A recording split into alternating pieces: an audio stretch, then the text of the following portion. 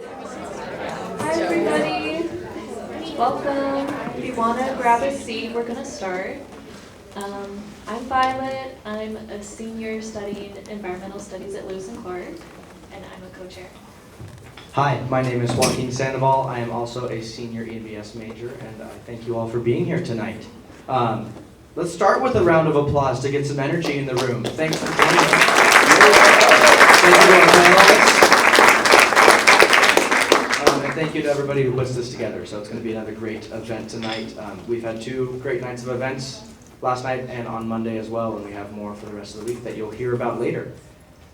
Introducing the concept of what we have tonight, it may look like a panel of strangers, but unlike usual panel presentations, these people have met before. From April to now, they have 6 hours of conversation experience with each other, talking about policy, neonics, pollinators, pesticides, farming in general. So it's really a special thing that we put together to have this working group, is what we're titling it, over cropland agriculture, talk continuously over their differences, over the industry in general, and rather than kind of presenting information to you, they're sharing their perspective with you. So thank you for joining us for this new experience. Just as Joaquin was saying, along with this cropland agriculture working group, we have 2 other working groups. Our first one was last night on forestry, and our last one will be tomorrow on livestock agriculture. So please come to those if you're interested in this type of panel format. This group of people who bring food to our table in many different ways. Their engagement during the last 2 sessions have expressed how much they care about you, me, and all of our food consumers. Enjoy their engagement and be ready to offer questions during the Q&A portion of the event. We'll have mic runners, so just raise your hand and we'll get that mic to you. All right, to the panel. All right. So, is this thing on? Okay. Good to see everyone. It's exciting to have such a full room. I've had the privilege of sitting in on these panels, and I know I've learned a lot from these folks here, so excited to bring you into that experience. But before we do that, I really want to get us immersed in the importance of some of the things we're talking about tonight. So before we do anything else, let's imagine it's election day in our state. That means it's a weekday. It means it's November, so it's been raining for a few weeks now. And we're right in the middle of our academic semester. So basically, we've been studying for midterms. We might have had a couple this week. We're trying to pick up shifts to pay for the awesome trip we're going on coming up in the winter break. Our sports season is underway, so we're also playing sports. Basically, there's a ton going on, even though it's also an important day, election day, so we kind of have a full plate. But because it's such an important day, you have carved out a little bit of time to head to the library with your mail-in ballot, which I learned today is the main form of voting here in Oregon. I was thinking of voting booths, but oh well. And so you're taking your mail-in ballot to the library, and you're going to fill it in, and you're kind of pushing the deadline, but you're going to make it. So you've already filled the bubble in for governor, you filled in the bubble for some city councilor positions. Now you turn to all those extra pages at the back, maybe 4, 5, 10 pages of various House bills that you need to vote on. So here's one of those House bills. So go ahead and pull out your phones, and you're here with your ballot. Scan the QR code and cast your vote on whether you're voting yes, no, or abstain to HB 2679, a House bill that you may or may not know anything about beyond the description that it will allow the Oregon Department of Agriculture to restrict neonic pesticides in some instances and will ban the use of neonic pesticides in private residential landscapes. I'll give you a minute to cast your votes.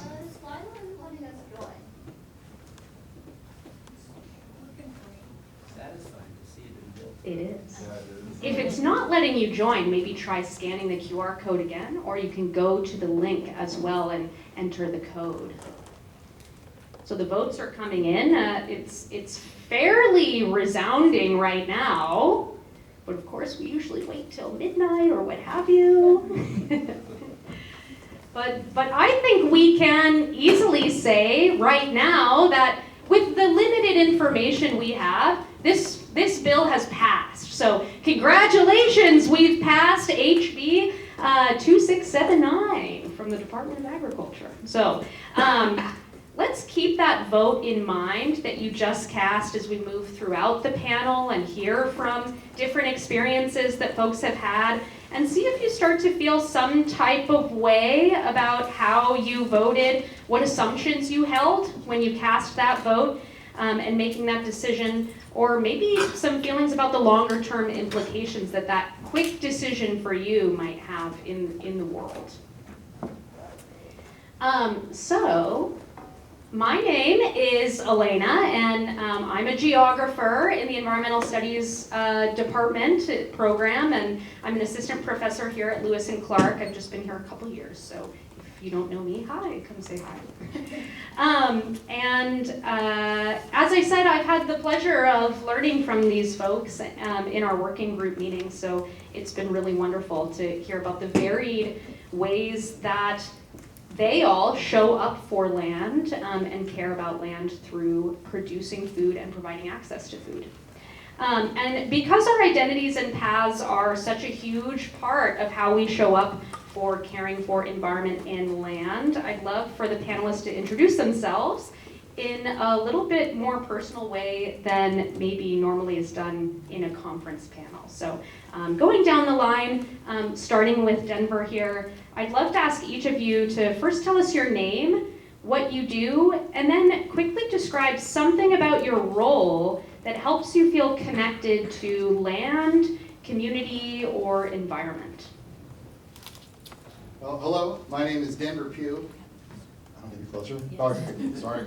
All right, once again, my name is Denver Pugh. I'm a 6th-generation farmer down south of Albany, about 14 miles, and about 14 miles east of Corvallis, so near OSU, Oregon State University, where my family and I, we raise predominantly seed crops, predominantly grass seed. So the seeds that we raise, the grasses that we produce, go for predominantly forages, which means that that seed is sold to ranchers, dairy people to grow for the pastures, for hay crops, for food for their cows, for milk and beef.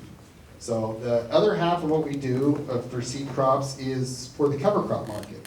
So I grow crops such as radish, turnips, clovers, vetch. There's a handful of them, and a lot of them are flowering crops, so which require bees for pollination. So and on top of that, I also have a small hazelnut orchard, which we just completed our harvest here over the weekend. So those are the crops I grow. As far as my connection with land and environment, well, I'm a farmer. So everything I do is because of the land and the environment around me. So like I said, I'm a 6th-generation farmer, so my family has been able to do it for a great many years, and I hope to continue that on to the next generation.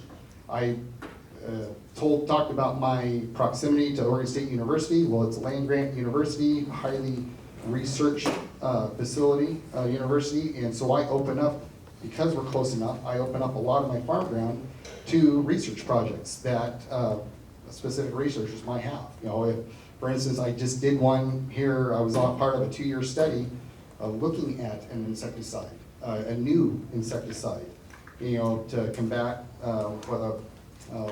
this insect that we face in our clover crops called cereal leaf beetle, clover leaf beetle. So anyway, so do stuff like that, and then we use yield trials and a bunch of other stuff working with our extension agents, all connected with Oregon State University. So that's kind of in a nutshell. Hello, my name is Elizabeth Foster, and I am the Membership and Organization Director for Oregon Farm Bureau.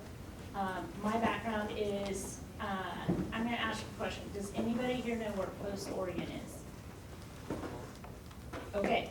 If you take a picture of the state and you draw an X, there's a one-building town. I grew up a mile from there. My family has ranched in that area since the 1800s. And before that, part of them were there earlier than that. My family's also tied to the sheep and cattle wars that were part of that area, big part of Oregon's history. I can tell you lots of stories afterwards. But anyways, so my career is our ranch could not support myself and my dad, and so I had to find an off-farm job. And so I actually graduated from Oregon State, and I ended up in Arizona. And I've spent the last 25 years working for Farm Bureau, 22 years in Arizona, working with the farmers and ranchers down there, predominantly cotton farmers, vegetable and fruit farmers, and then livestock, dairy, cattle, hay growers. And then I spent 2 years in New Mexico doing something similar, and then I moved back home in March to do the same thing. So besides my family's history with being in agriculture and ranching, my tie, I guess, is, and where I get my fulfillment from is, I tell people when they say, what do you do? I say, I work with the farmers and ranchers in the state, the people who feed and clothe you. So, and a lot of other things. So that's sort of myself in a nutshell. I'm Paul. I'm from the Dalles, where my family's been raising wheat for, I can't remember how many generations, over 100 years. I'm also a student here, I'm a junior. My connection to the land is basically everything I do when I'm at home. It's a lot of taking care of the land, because the land is what takes care of us. Yeah. That's me. Hello, my name is Aiden O'Connor. I'm a recent grad as well, and I am director of the Nutrition Inside project at Growing Gardens, and we send surplus food to correctional facilities across the state of Oregon. Is it on? Yeah. Okay, good. And I would say my connection to the land started from where I grew up. I grew up in Bristol, Wisconsin, which is an agricultural small town surrounded by cornfields. And the cornfields actually went to feeding cattle, not to sweet corn, even though we did have a sweet corn fest in Wisconsin. And yeah, that really made me think about food access and kind of like how food gets onto people's plates. It's really what brought me to Lewis and Clark, and then yeah, learning about surplus has really been a way for me to connect to land now, because I will go out to farms, talk to farmers, and also actually glean from small farms here in Portland, in Salem as well. So yeah, just doing that hands-on work of actually picking fruit or vegetables and taking them to facilities. Hi, my name is Talish Barrow. I am the GM here for Bon Appetit. So I am the representative of the folks that provide the food here at the college. I've worked in restaurants my entire life since I was 15 years old, so never worked in farms or on that side of things, but have always been in the part of the chain that actually gets the food to the people. So I've been here at Lewis and Clark for the past year almost, and have really enjoyed becoming a part of the community. Have learned quite a bit over the years about, food access, spent 12 years in Wisconsin actually, and worked at a restaurant that was very much sort of farm to table and a lot of connections to where we got our food. But that is, yep, that's my role and how I am connected to that. All right, so I do want to spend some time giving background and context as to what we all have been working on as a group so far for the past 5-6 months, something like that. So first of all, kind of zooming out from this group, in environmental studies, we use an hourglass framework, as many of you know as environmental studies students, to organize our research and our explanations into basically 2 scales of questions. The first scale of question is a framing question, which is a broad set of largely unanswerable questions that are designed to highlight our broader motivations for the world and desires related to these big important issues that we really care about. And then the second scale of question is a focus question. And these are questions that are designed to ground these big important issues that are tricky to answer into a particular place or set of places or particular issue where we can start to identify specific actors and processes that we really care about, and then learn about the patterns of those actors and processes. So with that, this group has been basically putting the hourglass framework into practice through finding these framing and focus questions and discussing them really in depth. So we all formally met for the first time in April for structured, guided conversations that were facilitated by the Lewis and Clark Community Dialogues program and Community Dialogues trained student facilitators. So thank you to all Community Dialogue trained facilitators, it's great. And this early April session was designed to get to know each other, get to know about each other's livelihoods, our perspectives related to food production and food access, and this big term regulations. Also to share similar or dissimilar concerns we might have, and kind of start dialing in on what these 2 scales of questions might be for our group that we would work on together. And after this first session, the ENVX team followed up with our working group to propose questions based on what they heard from our conversation. So for our cropland agriculture group, these different questions became, first, at the scale of the framing question, environmental regulations on farms can be controversial. How might regulations best support the goals of food production and access today? And then second, our focus question zoomed in to ask, how do we assess the 2025 Oregon legislature bill regulating the use of a type of pesticides referred to as neonicotinoids, that still might be wrong. Neonics is the name. And this is that bill, HB 2679, which you all voted on earlier in the ENVX first inaugural election. So we had our framing and focus question. So we were off, and over the summer, the panelists did readings related to the focus question specifically. And they read the bill itself, so actually read HB 2679, as well as different testimonies that have been put forth to the Oregon legislature in support of and in opposition to that bill from really diverse organizations across the state. Then at our second session, just a couple weeks ago actually, in September, late September, the group reflected on changes to environmental regulations that have happened since April, so yikes, a lot.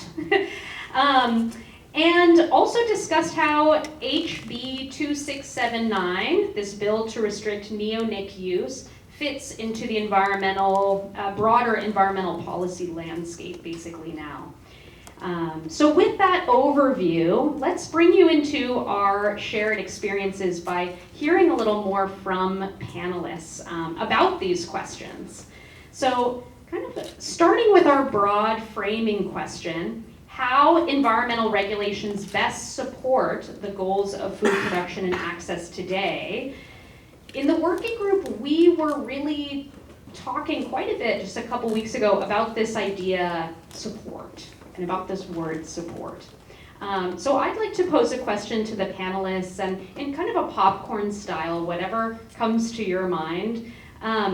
What would make an environmental regulation supportive for food producers and food access today, do you think?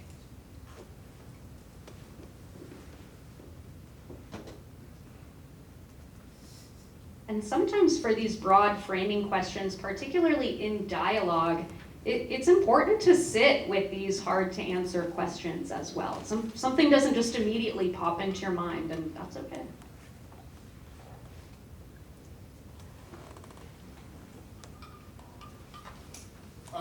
Okay. I don't know if this exactly answers your question, but I guess to make these regulations justified, I would want research behind it instead of just a bill for a bill's sake. You know, just because you think it's good for the environment, is it really? And what are the consequences? And are we already doing these things? A lot of what I see for regulations on my farm, we're doing a lot of these things naturally because as a farmer, trying to create sustainability within my generations, you know, the next generation, we're doing these practices already because we know it's good for the land. And in turn, it's going to be good for you. So I would want to see more research done before regulation is in place or even brought to the public to be voted on. That'd be my take on that. So along those lines, in my history, at the beginning of my career, I thought I wanted to be a lobbyist. I'm not very good at it. I'm much better working with real people. So I spent a lot of time on the regulatory side. So the law has already been passed, now how is it going to be implemented? And a lot of times we had bad legislation that we were mandated to now create rules to govern something. And a lot of times it was already in place. And so for example, we have farmers in the Salem area and around the state that they actually are growing food. So they have to have a in-depth, I'm talking in-depth, so water samples are taken, soil samples are taken, they have a paper audit of what are your food handling practices of the crop in the ground. Do you allow sick workers to enter that field? Anyways, so the Department of Ag at the state level is required and mandated to do this audit. But if you're selling to the public and you're putting that in the food supply, USDA also has to come in and do the exact same audit. These audits can take up to 2 weeks. But because a law was passed that says Oregon Department of Agriculture must do an inspection, now you have 2 identical inspections happening that you have to have the certification for, so you're paying for 2 instead of 1 inspection, and that covers both areas, but also the time away. So when I say these inspections, think finals week and how much you are cramming and trying to accomplish and remember and track and follow up on your notes.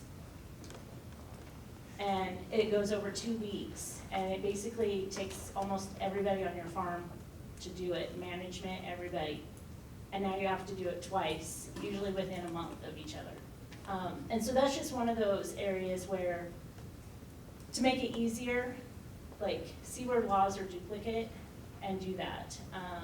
Or Another example is reach out to industry and say, hey, you guys are the experts. For example, another example, there is a thing called the Leafy Green Agreement, and it all is about food safety. And it's all about how vegetables are grown out in the field, not in a greenhouse, but out in the field. It's all about food safety. And it came about because people were getting sick, you know, E. coli, those kinds of things. Well, the USDA was like, okay, how are we gonna create this? Farmer said, we're already doing this, because the thing is, when somebody gets sick and they say, no more tomatoes, recall all tomatoes, it might be tomatoes from Mexico that made you sick, but now all of the tomatoes grown in the US are now off the market. That's basically money gone that you were counting on. And so it'd be like saying, I like using analogies, hey, there's a problem with Burger King, so now we're shutting down all fast food instead of just fixing that problem. So industry went to them and said, we're already doing this. And so basically they worked with the USDA to create this regulation. They ran it through public comment and those kinds of things. And that's where the public gets to participate and say, I don't like this piece, I don't want to do this.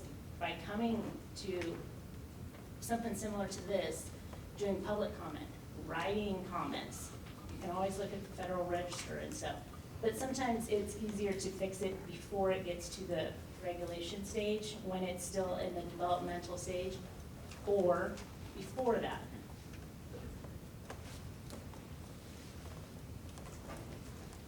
Yeah, I was just thinking about the conversation that we had with Roy, and he was another farmer that was here before in the conversations. And we were just talking about like the main goal for a lot of farmers is to actually feed their community, feed people, and make a living while they do it. And how there's a lot of regulation that gets in the way of that. There's also just the business aspect that makes that difficult as well. And when I think about environmental regulation, I think about how there could be regulation to, again, for me, prevent surplus from happening. Because every year there's 100 billion pounds of food that goes to waste. That's $300 billion. And that's a ton of CO2, that's a ton of methane that's being emitted into the atmosphere when that food goes into a landfill. You know, if you took all the surplus in the world, it would be the third highest emitter behind China and the US. So I think there's a lot of environmental regulation that could be made to actually help farmers feed people and also help the environment.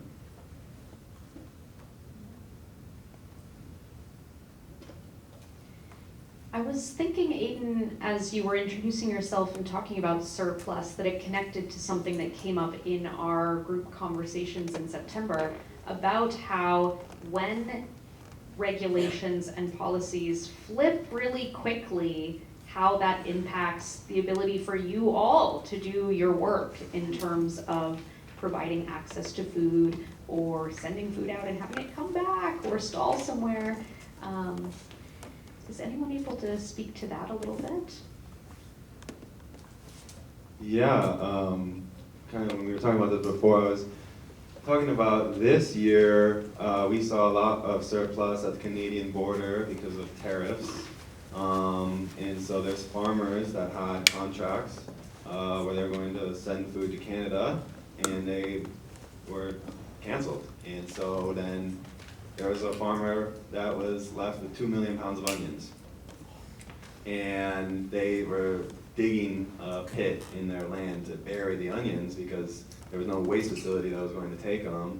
And so 2 million pounds of onions, I have like a van that can handle 3,000 pounds. I cannot move 2 million pounds. And so when stuff like that happens, it's hard, and the government, the federal government had a lot to do with that, and then sometimes there's conflict where maybe the state government wants to step in and help the farmers with all that surplus and getting it to food banks, but yeah, I feel like a lot of that conversation too is just thinking about, you know, the decisions that get made on paper, but not really understanding the impact that they make on the individual. Yeah, I totally echo that, and just to talk about the, how these decisions are made, and talking about often not with, haven't counseled, haven't talked to the people that it's affecting, or really thought through all of the, repercussions, ramifications, and the fact that, on the end of the consumer, just thinking about, we have, different people that bring us food. We get deliveries every day of the week, and if we don't get something delivered, obviously it has an impact on you all. All of a sudden it's like, okay, there's no chicken tenders today, or there's something that just didn't come on the truck. So there are certain things that we're like, okay, if we don't get it from there, we're gonna get it from somewhere else. So if there's tariffs and all of a sudden something is double the price, like that does not fit into our budget. We're not suddenly doubling our budget, so we're gonna buy it from somewhere else. And it also is one of those things where it doesn't, we often, and being kind of the end, or you all are really the end of the supply chain, but we're kind of the last stop before it goes out. We are dealing with all the time of suddenly, and this year has been the worst since I've been doing this, which, again, I've been doing this for almost 40 years now. But the, just having things that don't get delivered, that are suddenly, nope, we don't have it. Generally speaking, it's like something happens. You'll hear about it on the news, like, oh, there's, avian flu or whatever, and suddenly there's no eggs, or eggs double in price. But just the fact of the way the entire chain is working now, more and more we're seeing where there's interruptions or issues or things along the way that are much further up the chain than we are, that have a direct impact, that are suddenly you just don't know what's going to happen, or how it's going, what the price is going to be.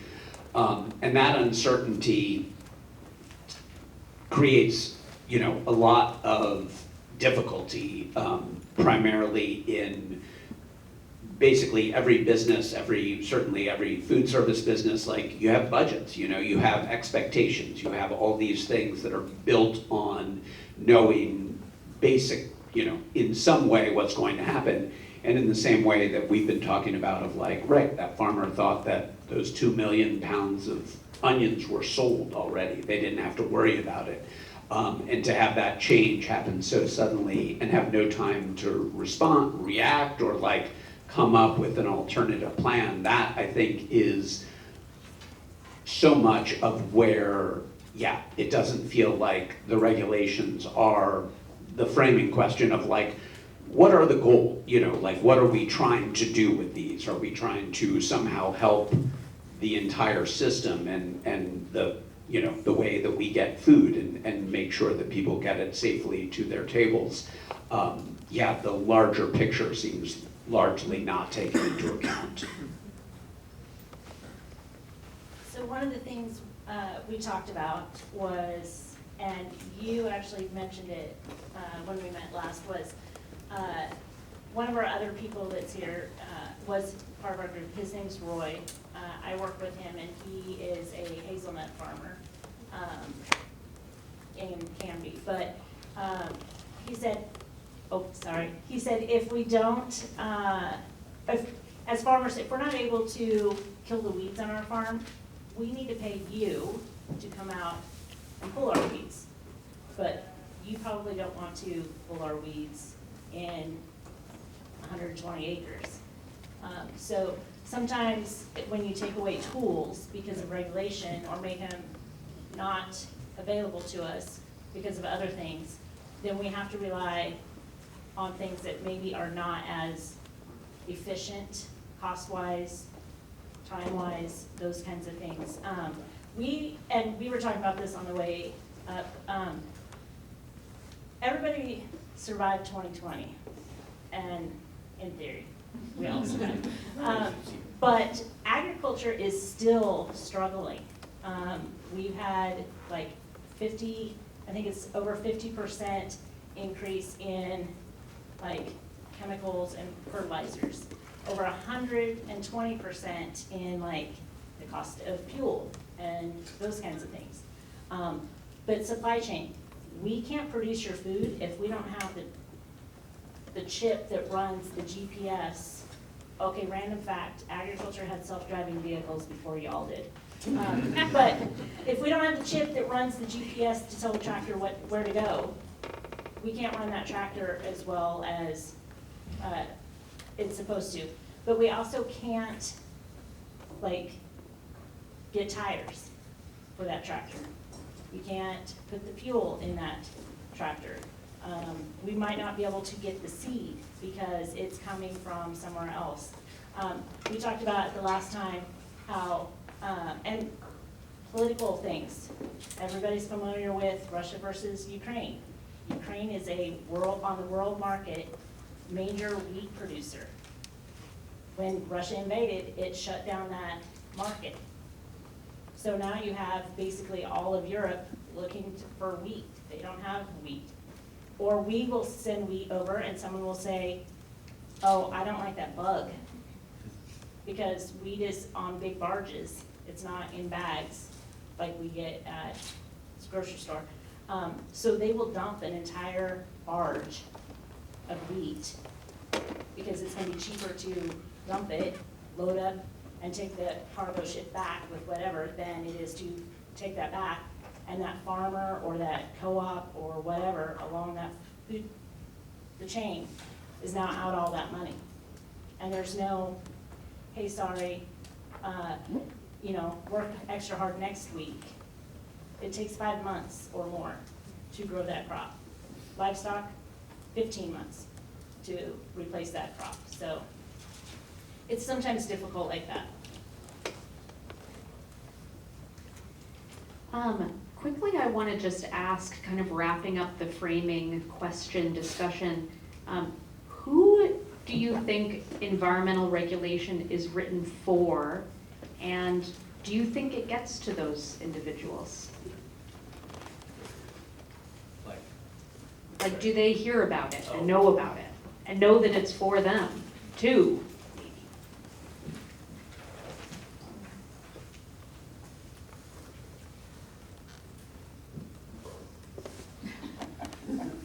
Well, okay, so as a farmer, I feel like we get the finger pointed at us a lot.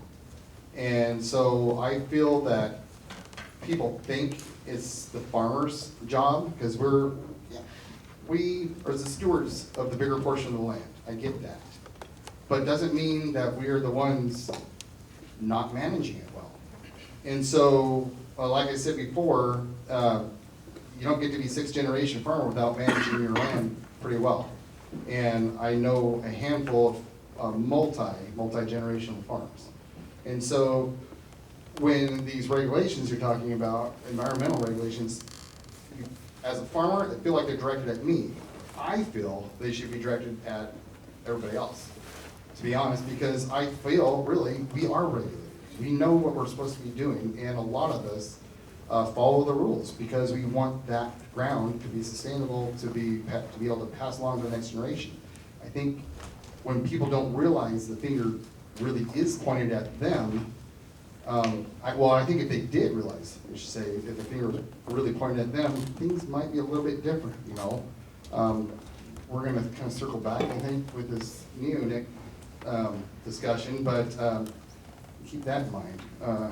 Who the finger's supposed to be pointing at. So.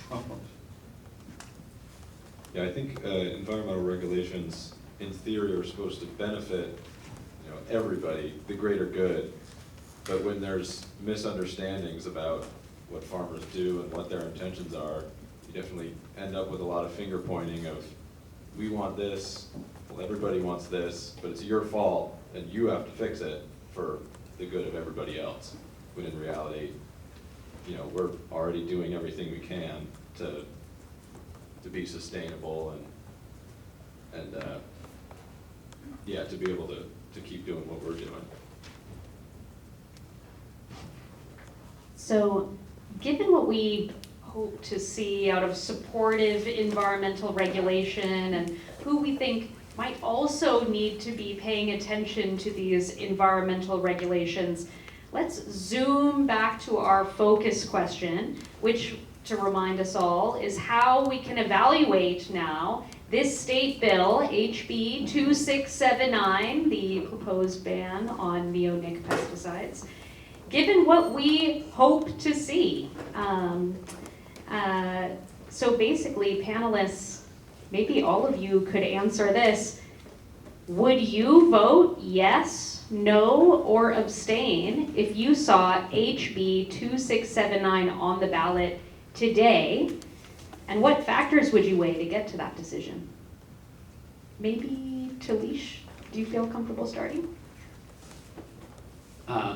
Yeah, it's interesting with all the caveats because just in general, neonics, I mean, you all probably know, but like Roundup is one of them, and like you hear about it and you're like, oh, it's bad, Roundup is bad.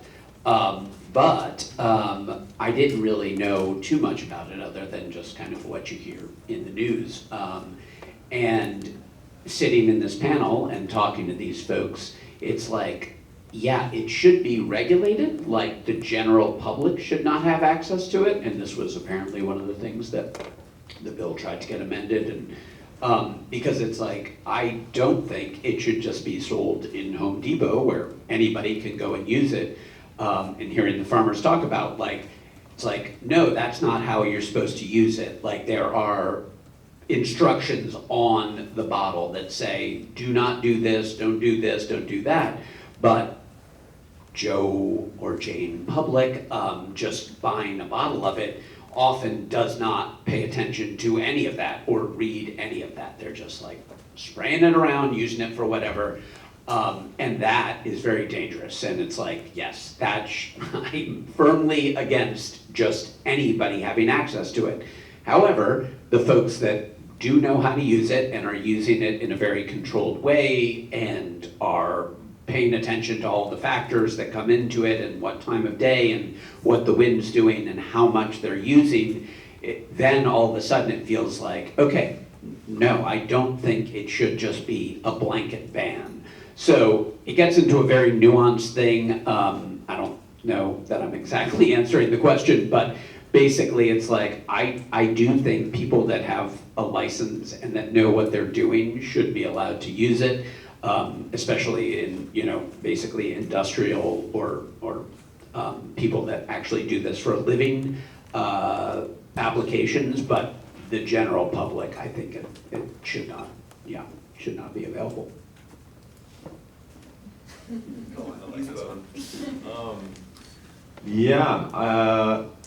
When the bill originally came out, it might have been just for trying to ban it across the board. Is that correct? And now it has changed to the private consumers. Is that correct?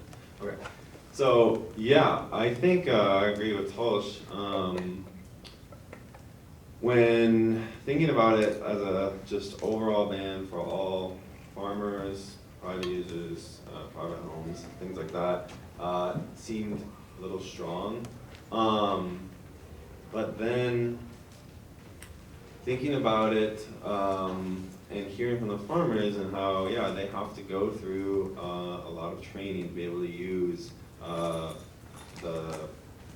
pesticide, and they have to get applicator's license that they renew every year. All of those things make sense for them to be able to use it, but again, somebody who would buy it from Home Depot would not make sense for. I think one of the stories that we read about that made this, I guess made the news and made people put this on their radar was in a Target parking lot, it maybe spilled everywhere. I don't know the exact reason of what happened, but 50,000 bumblebees died. And that's what put it on the radar and made people worried about it. And obviously we really care about bees and pollinators especially. They're super important to farms. And farmers care, I'd say, just as much or if not more about pollinators. They need them to grow food. And so yeah, I think they're going to be very careful about using this pesticide in a responsible way than somebody who, again, isn't reading the label, isn't thinking about it as much. And so, yeah, just for me, I would vote yes now as a way of saying that private users can't use it, but farmers still can. The other thing to bring up about that, though, is a lot of times, and this is something I learned, was when they ban it for at-home users, it then later goes on to farmers as well. And so that's a fear for a lot of farmers, is that if they ban it in private homes, that one day it will also be on the chopping block for them as well. And if that happens, then they'll have to find some other pesticide to use to replace this pesticide, so. Yeah, I think the objective of this bill that we can really find is to keep these sprays out of the hands of the general public. And I think the original bill, I would have voted no. I don't think this is the most effective way to do that. Roy pointed out in our previous discussion that I think it was one of the amendments suggested that these sprays only can be sold at authorized dealerships instead of just big box stores. And when you go to those places, you're buying hundreds, often thousands of dollars worth of this spray at a time. And that alone would be enough to keep it out of the hands of, you know, anybody who just wants it for their yard. They're not gonna go spend $500 on gallons of this stuff. So I think that would be, some of the amendments were, I think, more effective in the goals of this bill, but the original bill, I think, is overly restrictive.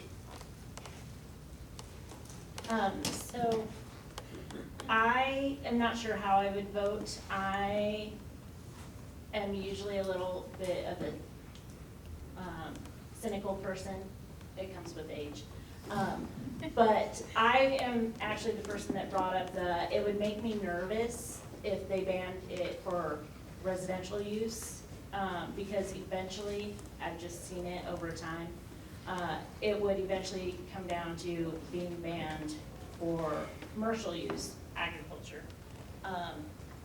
And I'm also one of those people that will go to Home Depot, and I am in ag, I know what the farmers have to do, the training they have to go through, the certification, they have special clothes they wear, there's a lot behind it, but I am a person that, and I will fully admit it, I have weeds, and I will go to Home Depot, I'll come home, I'm out there in my flip-flops and my shorts, and I'm gonna make sure that that plant is dripping so that that weed dies. A farmer isn't gonna do that. And he's the expert. So the way residential people use it is very different than how farmers use it. And so I would just be nervous about that, because we have seen in agriculture where a pesticide or an insecticide gets banned, and then that leaves less options, and sometimes the other options aren't as, they're a little bit maybe harsher for the environment. For example, there's an organic, just so you know, organic food also uses pesticides and fertilizers and stuff, but there is an organic pesticide that is actually in the process of being removed from the approved list because of its harsh interaction with the environment, and there's other options that have a nicer interaction or less, I don't know how you put it, but it's nicer for the environment. And so I'm not sure how I would vote for that, just because I'm a cynic, but if I just saw it, I would have said no, just because also I'm like, let's leave it to the experts, meaning the Department of Ag, to say yes, no, those kinds of things, versus general public. Okay, so for those of you who don't know, Mike got hinted on, I'm new to this group. I'm just kind of the fill-in, so none of this rest of the group knows my opinion, so which is just be fun. So I'm also comes with age, being a pessimistic farmer, I see new regulation and I automatically want to shoot it down. I mean, because I'm like, oh, just another regulatory thing. However, you look at this bill, and one of the caveats of this bill was to make this a restricted use pesticide. Doesn't mean you can't get it, it means that they're gonna make it a restricted use. Well, to be able to purchase a restricted use pesticide, you have to have a pesticide applicator's license, which you have to pass a test, and then once you pass the test, then you have to keep up core hours than regular hours. You have to keep up so many hours in a 4-year time span.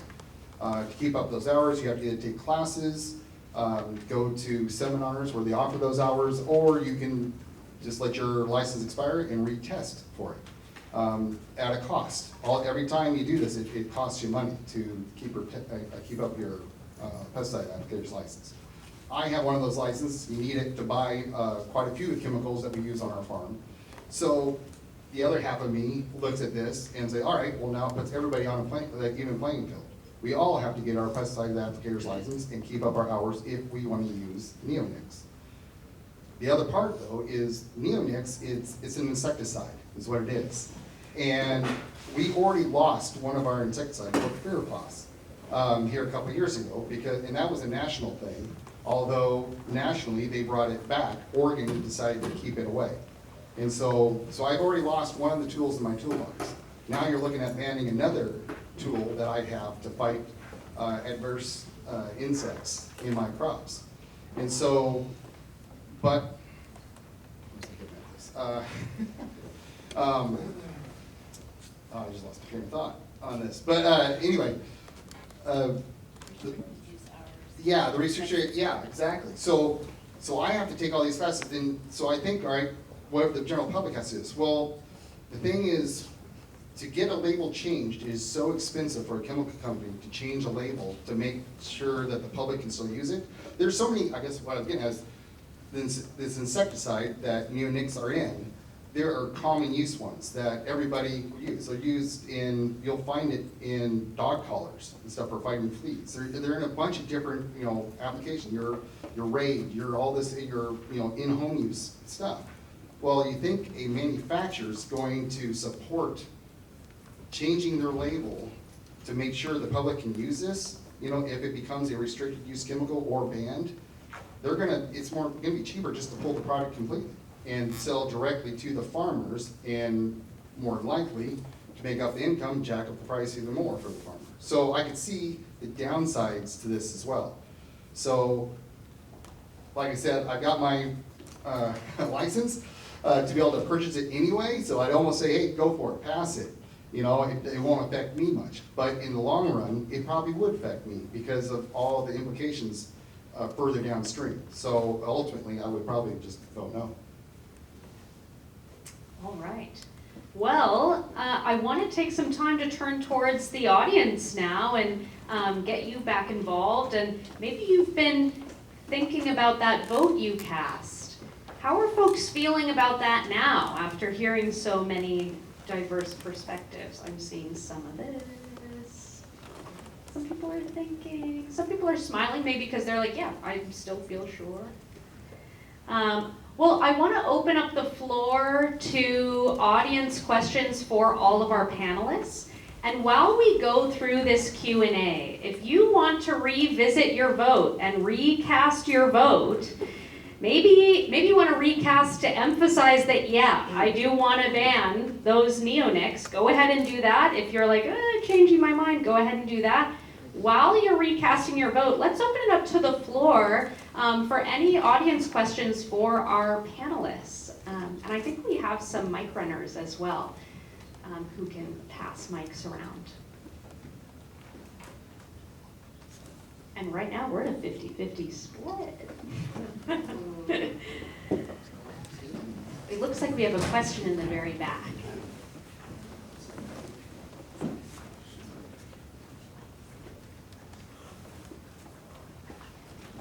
This is a question for all the panelists. If there was one piece of advice you could give to the general public to help them reconnect more with the land that their food and their clothes and everything that they have is coming from, how would you advise that they go about that process of reconnecting?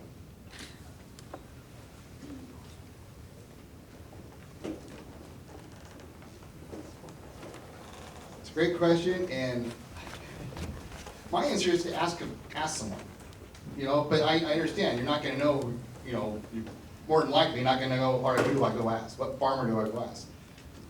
That's where you can access groups like the Farm Bureau, but try to get connected with your local producer of whatever it is. You know, if you happen to live next to a dairy, approach them. Say, hey, what are your practices here? I'm curious. I'm not gonna say everybody's gonna be open to talk to the public, but a lot of us are, because a lot of us want to be open and educate. Because the more better everybody else knows, the better off we are. And so most of us are gonna be free and open to talk about how we do things, what our practices are. So I would say exactly what Denver said, reach out to farm groups. So Farm Bureau is not, the Bureau makes people think we're with the government, we're not. It's a volunteer, so you choose to join, just like you probably choose to join, well, the PTA or AAA or whatever. It's a membership-based organization. So people can choose to join, and we have programs, and we talked about this, we're launching a program because we know as an industry that there is a big disconnect. Like, we know what we make or do and how we do it, but we know that you guys don't know how to do it, but we've broken that link for so long that now we're trying to figure out how to engage again. But you can always call and say, hey, is there a farmer in the area? Another way is extension. Now, I know you guys are Lewis and Clark, but I'm an OSU grad, go Beavers. And like he said, it's land grant, so they have a thing called extension. And that was actually created in the 30s for new ways of farming practices. The Dust Bowl, I'm sure you guys heard about it in history. Extension sort of came and evolved through that because we needed to know how to best care for the soil so that in a drought and different things. Extension sort of evolved from that. Through Extension, every county has an extension agent. Agents, think 4-H. It's not just 4-H. It is actually for producers, but they also have a thing called master gardeners. And so that's another link for you guys. And they have a wealth of information, and they can connect you with producers, with different people. Yeah, you stole mine. I was gonna say, Sorry. go to an OSU extension office. They have a massive wealth of knowledge, and they do so much for us. That, or just go to a farmer's market and ask questions to your heart's content. Yeah, I have some experience reaching out to farms. We cold call a lot of farms, trying to learn about surplus, seeing where it's at. Definitely don't call them during the middle of the summer. Definitely wait till the off season. And yeah, I'll plug Nutrition Inside. We do a lot of this work of actually going out to farms and getting tours and just learning about why there is surplus on certain farms, why there isn't, and talking to farmers and trying to learn from them directly. And yeah, we've reached out to Oregon Farm Bureau and talked to people there, John Iverson and stuff like that. So yeah, there's a lot of resources out there, but I would definitely say, yeah, just go with curiosity. That's what's helped us. I'm obviously not a farmer, but I've tried to do my best to learn.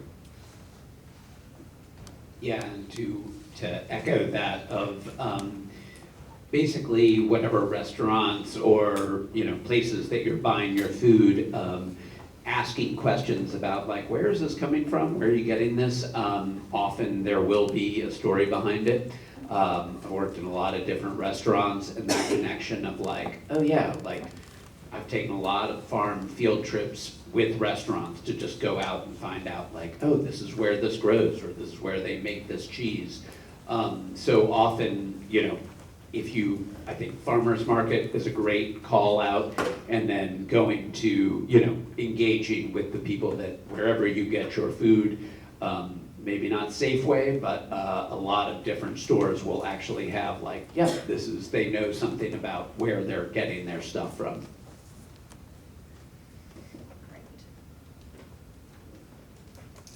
with agriculture, you obviously need people to cook the food. So how are you dealing with the fact that the people cooking the food are not, you know, you're not just being randomly kidnapped by the government?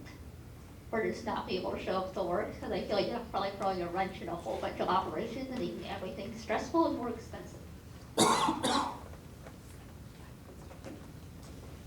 Okay, so a lot of agriculture actually uses H-2A workers. And so they are actually foreign-based, but they have to go through a major background check, application process from the American farmer side, or and it's mainly farmers or dairymen. They have to first advertise it to people within the United States, prove that they can't find the workers, then they can go and, there's a small amount of permits that are allowed across the nation. And so then, to get these H-2A workers, you have to then go and basically, so I'm gonna use like our cherry guys in Hood River and the Dalles. They then have to go to whatever country they're going to acquire these workers from. And a lot of times it's the same families come back year after year after year after year. So they've built relationships. But they have to go down and they have to find them basically, and it's not a, hey, come work for us, and then they find a new job. They stay with that worker. That farmer and that worker have a contract. And so they come up. But the thing is, the farmer is supplying housing that has to be federally inspected. So a hotel room does not qualify because it does not have 2 exits. It also does not have a kitchen. It also has to have so much space per bed and person. You have to provide laundry. You also have to provide transportation to and from work, which is a lot more than what you have to provide, like if you were gonna come work for one of our farmers. And then we have a thing called the adverse wage rate. So it usually is much higher than minimum wage. And that is the rate that our farmers have to pay that person. So most of the time, we actually, unless it's, and we've had a couple instances because it's been in the paper, where it has happened, but for the most part, most of our labor is actually H-2A, or they are born and raised. And I'm talking about like Arizona, or Oregon. Now in Arizona, it's different because most of where the labor comes from is actually Yuma, Arizona. Random fact, winter vegetables, anything in a salad from November to March comes from Yuma, Arizona. I can look at a label, Taylor Farms, and I know those people. I know the farmer. I can tell you all about it. Come talk to me if you want to meet a farmer. But they actually have day workers. They're on the border. So at 3 o'clock in the morning, there are buses on the US side, and they literally come through Border Patrol checkpoint at the border, get on the bus, because they know which bus and which labor contractor they're working for, and they go out and they work in the field all day. And then they come back, because they are hand-picking your lettuce and your vegetables, your broccoli, your cauliflower, all of that. And then they get back on the bus. Now, I will tell you, people are thinking, oh, they pay under the table. They don't. They pay full medical, full dental, 401k, and higher than minimum wage. Most of those people want to live in Mexico and come across. They also get the option to drive. They don't have to ride a bus. So you can drive into a field in Yuma or down the road, and you will see an Escalade. They don't want to ride the bus. I'm sorry. I've seen those buses. I wouldn't want to ride that bus either. But there's an Escalade. A lot of times they have nicer vehicles than the farmer does. So it's, in ag, we have to pay minimum wage. We also are limited by overtime. We can't get our work done in 40 hours. But now we're limited on how many hours our workers can do. So we haven't necessarily been impacted by ICE raids or things like that as an industry. Additionally, if you want to learn more about labor, come on Friday, because that's what we're doing. Yes. Can you hear me? Okay, I can hear me. That's That's good. All right, so this question may be a bit stupid, but you know, stupid questions are good questions. So there's been a lot of debate about whether or not, or I guess not whether or not, about if people know what they're voting for and what the implications are. So do you believe that it would be a possibility, or not necessarily the right thing to do, but something that could happen where only the farmers are the ones who actually know all of the information and how it will impact others should be able to make these laws and vote on them, rather than just everybody, even if they don't know a lot, to make and vote on these laws? Yes. Simple answer. If it's gonna directly affect my livelihood and only affect my livelihood, then yes. I fully agree that, you know, this affects me and me only. You know, if it affects the greater population, then no, it should go to a popular vote. But once again, I think more information needs to be spread, research needs to be done, so everybody has the full picture of what they're voting on. So, yeah.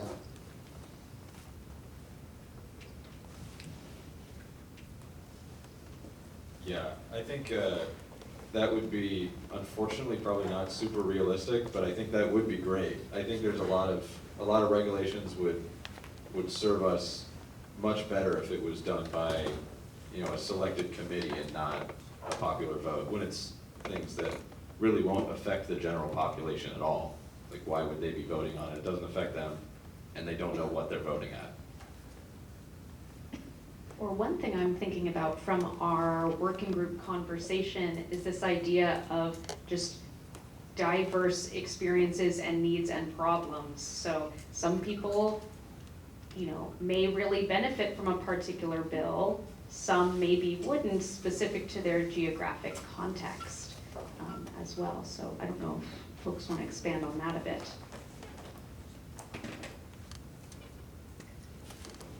I think she's talking about me. So in regulatory rules and stuff, the federal government has a one-size-fits-all. I can tell you Phoenix, Arizona is not Portland, Oregon. 115 heat, dry, no humidity, it doesn't rain.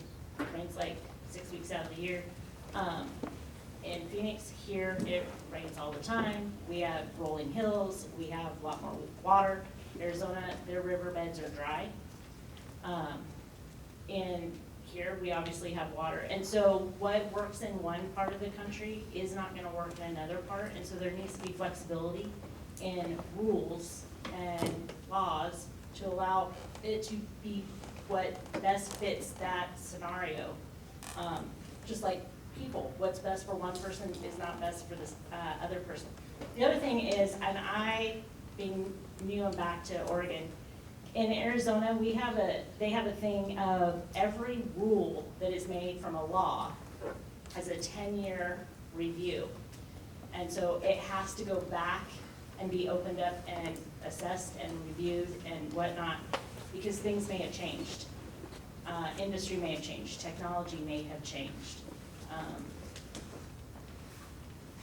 Federal rules may have come down that has impacted that one. And so that might be a way for Oregon to address some rules, is having a way to review things after a certain time period.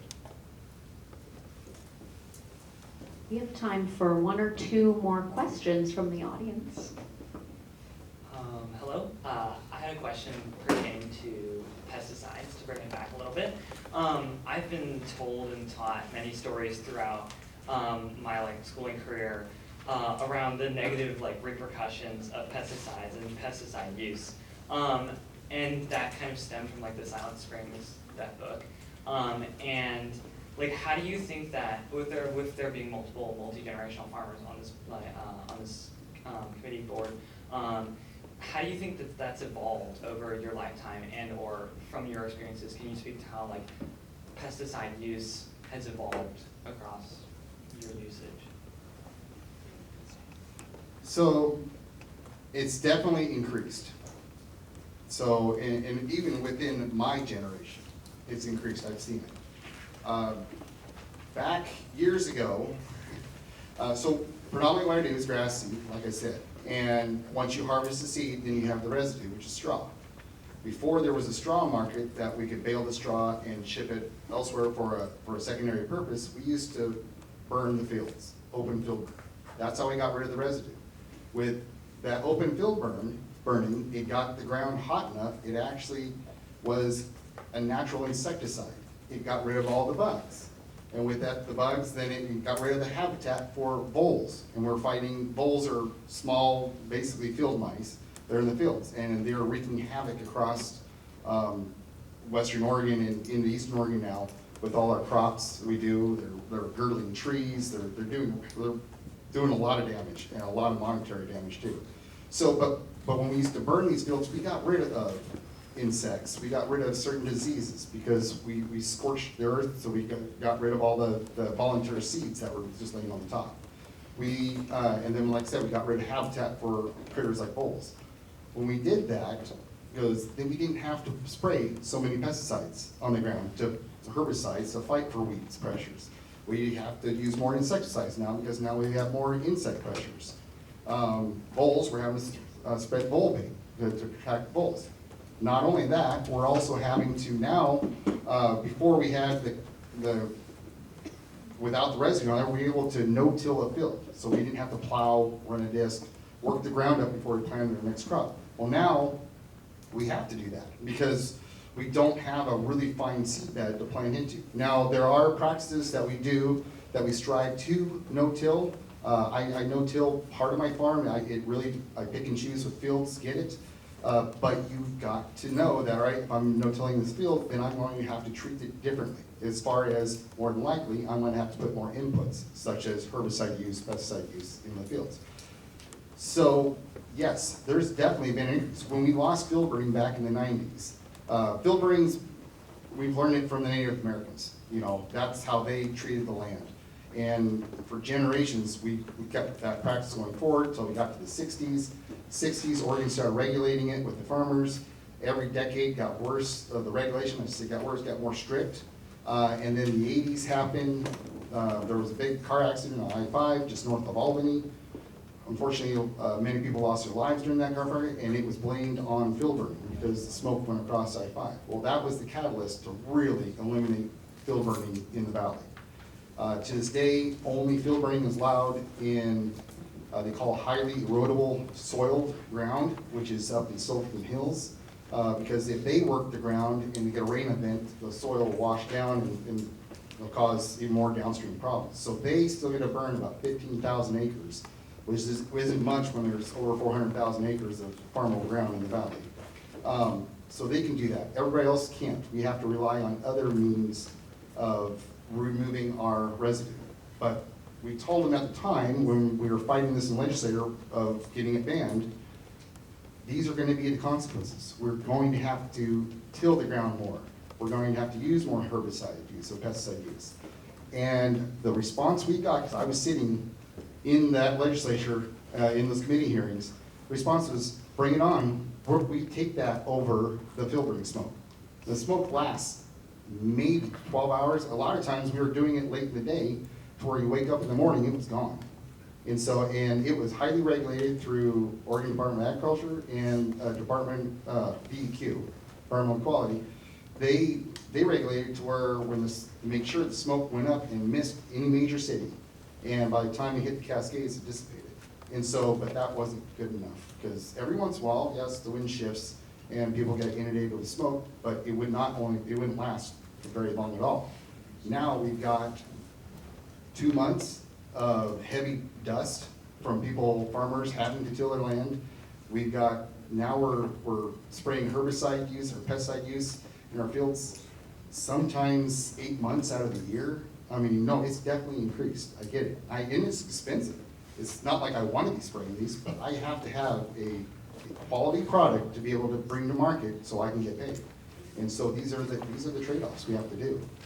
So, sorry. Yeah, the pesticide use for us, I don't know about in my lifetime, it's, but it has increased. What we do is 100% no-till, and we don't really have insect problems, but we certainly have weed problems. And nowadays, it seems like every year or two, there's a new weed from out east somewhere that, you know, Roundup won't kill it. And we gotta go take another lap with something else, or it's walk around for hours and pull all of them. And so it's just getting, you know, more and more complicated and difficult and expensive.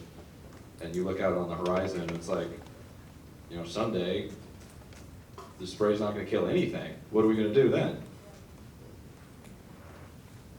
I do have to say, technology. With the advancements of technology, we're looking at other things besides herbicide use, which is awesome, I think. You know, there's robotic devices out there that it's not gonna eliminate herbicide use altogether or pesticide use altogether, but it's pinpointing it down to where, all right, we're not spraying across the whole field, we're hitting the pest that needs to be touched. And so, but that's still very new technology. But doing that and through AI, this technology is advancing a lot faster now.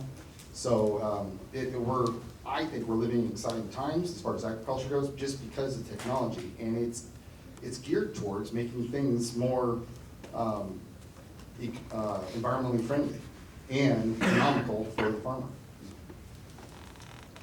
I think that's a good transition to start thinking about what we might want to take with us from this dialogue that we enacted for the past few months into the future. But before we do that, I want to just take a look at the poll and see that, wow, our results are really, really different. The first vote in our inaugural ENVX election was almost 80% to 20% before we actually had any information about the House bill. So now we see nearly a 50-50 split, which is kind of amazing. Lots of folks reconsidered there, and some folks still feel true, and that's okay, as long as we understand that, you know, diverse experiences exist from this. So.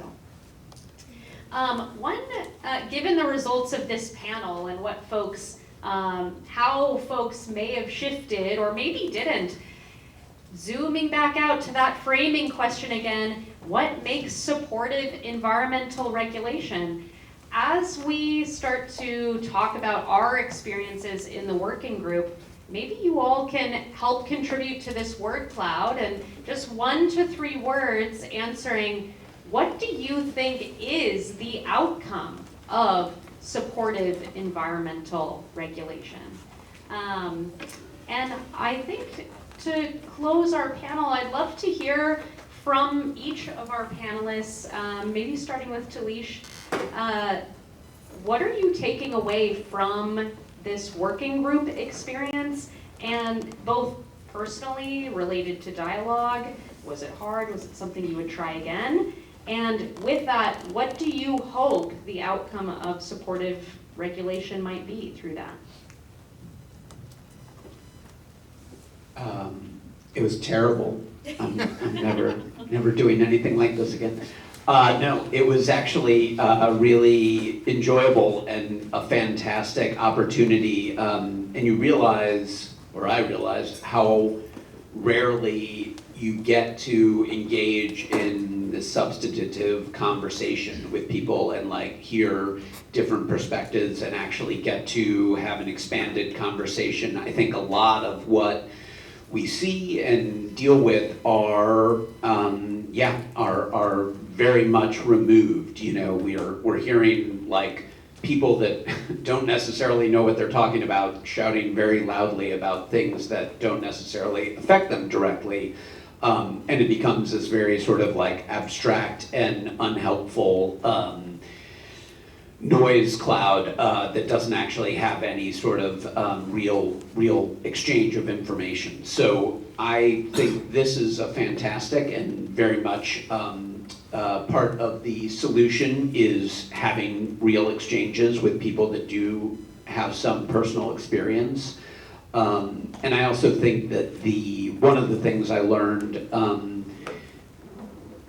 is just, I mean, and hearing that story from Denver just now of the fact that it was like, yeah, we had a way of doing this. It was, this thing that had been going on for generations and generations of, burning in a very controlled way to control all these different things, and that got taken away, and then the ramifications down the road. So I think that the bringing it back so much more to the local and to the actual, like, what is needed in this area for these people, as opposed to sort of large abstract, laws or regulations or notions. I think so much of this is solved by communication, by getting to know one another in some direct way. And the fact that it's like, right, we have to figure out a way to do this collectively, because it's like, yeah, if I build some nice house and it's near a farm and every once in a while there's some dust or there's some smoke, it's understanding that it's like, right, that is part of this whole ecosystem and necessary to happen. So it's like, my personal discomfort for a week or so is not more important than this, entire thing functioning. So yeah, I would say that yes, 100% very much endorse what we did, and that the connection and communication and figuring out the actual, person to person as opposed to the abstract ideas. Yeah, could you ask the question one more time? Yeah. Basically, how was participating in dialogue on this working group for you? Was it hard? Was it rewarding? Was it scary? And then with that experience that you had participating in dialogue, what are you hoping to take with you into the future to support or promote supportive environmental regulation? Yeah, I would say participating in the dialogue was really impactful for me, because I'm always trying to learn more about farmers, especially commercial farmers. And I think in my own experience, I had a lot of bias. I grew up next to monocrop cornfields, and I always thought of the negatives that kind of came with that. I think just being a general consumer, I would look at farmers. I just had a lot of blame and expectations for farmers without understanding the whole picture. I think, like, as a consumer, not knowing kind of the inner workings of the food system, it's easy to say pesticide use is because of farmers, food prices are because of farmers, and associating all of these things to farmers because there's nobody else that we can see, even though there's people who are setting the prices, there's people who are telling farmers what to do, and farmers have these expectations to not only grow the food, but to be business people, to hold all these contracts, to know as much farming regulation as a lawyer does, to get those applicator licenses. And so that was a huge kind of learning curve for me, because, I think unfortunately, when you're growing up, you kind of just learn, like, old MacDonald had a farm. And that's the image that you have, like, that's where my food comes from. It comes from farmers, and they do everything. But there's a lot more people involved, so that was really important for me. And then, just knowing that there's a lot of shared goals that consumers have with farmers, that I have with farmers personally, as an environmentalist. I was in the ENVX major. And that having a conversation about kind of the stuff you agree about and how to do that is really productive. Yeah, I thought this was a good experience for me. It's a very unique conversation that doesn't really occur naturally. It's kind of got to be set up. I mean, farmers are very busy people. It's not like they're walking around in the cities and just chatting people up. But I think it's a conversation that should happen a lot more often. And I think our regulations would get a lot more done if it was done with more understanding and communication than kind of blame and finger pointing. So I was super nervous at the beginning, walking in April, just because pesticide use, insecticide use, those are polarizing terms in agriculture, along with a long list of others. And so, as someone who comes from ag, you're always a little apprehensive as to what you're gonna have on the receiving end.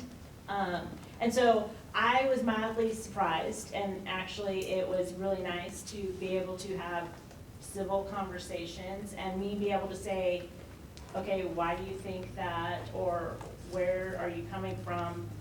And for me to be able to share about agriculture and some of our practices. But I think for me, one of the things that I'm gonna walk away with is, and probably I learned the most from these two at the end, is my job in agriculture is to figure out how to link the consumer again with the farmers and open up that dialogue. And we're actually gonna start a program in November at Oregon Farm Bureau called Promotion and Engagement that is geared towards the consumer side of the equation. And so for me, it was nice because now I kind of have an idea, and I may call these guys up and say, hey, can you come talk to my guys and teach them so that they can then know how to talk to other people. So that's one of the things I'm gonna take away from this experience. Well, I'm extremely new to this working group, being here early tonight. But I wish I could have been a part of it, because I actually really enjoy these type of conversations. Because I think the biggest thing is communication on anything. You know, there would be a lot less disagreements if people would just listen, you know, and listen to, and really take it in. You know, everybody's here for the common goal, you know, to make this place a better place for our kids and the next generation. You know, so farmers are no different. And so to have this open dialogue and open communication, I thoroughly enjoyed it. I would have loved to have been part of the group. I'm afraid Liz is gonna now tag me for a bunch of other stuff that I shouldn't be volunteering for. But, because I am extremely busy, like you said. But no, I enjoyed it, and to kind of bring back the key thing up there, I think, is supportive. You know, in that whole question, it's supportive. You need it supportive for all entities. So the farmer, the public, yeah, and we can make this work. You just got to be open dialogue, you know, conversive in logical dialogue. Great. Well, let's give a round of applause for all of the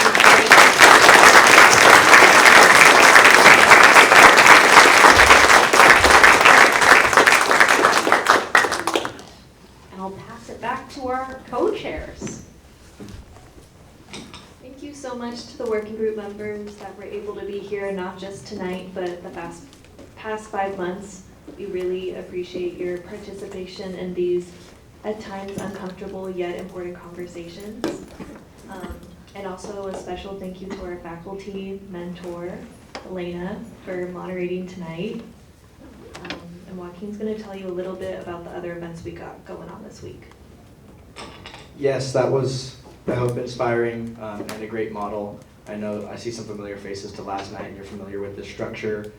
If you're feeling inspired and interested in this structure of sharing perspectives and coming with different backgrounds rather than strangers presenting your topic and, you know, trying to change minds, these people have worked really hard to converse and just agree to disagree in certain spots and then also learn from each other in a lot of other areas. So we appreciate your effort there, and if you're interested in that format, we have an event tomorrow night, 7 p.m., same space, that's based around livestock agriculture.